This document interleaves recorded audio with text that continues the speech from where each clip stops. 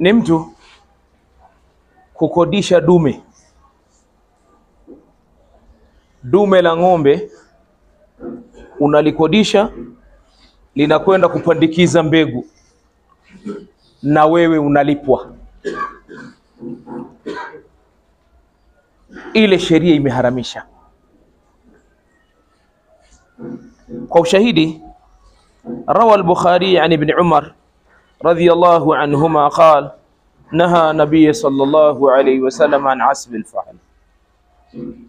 Anasimulia Bukhari na Muslim hadithi ya Abdullah ibn Umar, raza Allah zimwendee yeye na baba yake,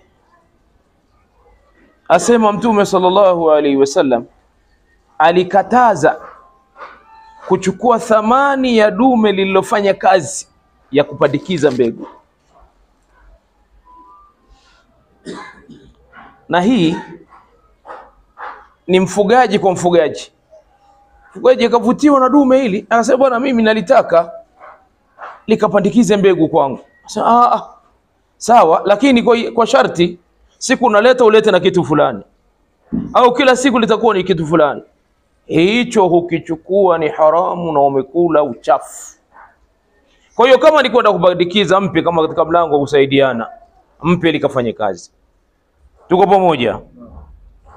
Tayib, ikiwa sasa mtu amelichukua, umempa bure, likaenda likafanya kazi nzuri, akaona tayari bwana ashapata mbegu ile bwana pale, siku ya kurudi akarudisha na kitu kidogo, akakuletea zawadi. Vipi ile sheria inajuzu, inafaa, kwa sababu haikuwa hukumkodisha wala haikuwa sharti.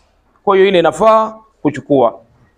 Rawa Tirmidhi bi sanadin sahih an Anas ibn Malik qala, amepokea al-Imam Tirmidhi kwa mapokezi yaliyo sahihi kutoka kwa Anas mwana wa Malik, raza Allah zimwendee, anasema inna rajulan sa'ala an-nabiy sallallahu alayhi wasallam an asb al-fahl. Mtu mmoja alimuuliza Mtume kuhusu dume kwenda kupandikiza pahala, kwamba nichukue na chochote. Fanahahu, Mtume akamwambia hapana, akamkataza usichukue. Faqala, yule bwana akamwambia, ya Rasulullah, inna nutriku al-fahla, sisi tunatoa madume na kwenda kupandikiza. Fanukuramu, tunakirimiwa. Siku mtu anarudisha dume lako, anakupa chochote, lakini hakukuwa na sharti ya kwamba ni kukodisha, wala hakukuwa na sharti siku kurudisha urudishe na kadha na kiasi fulani.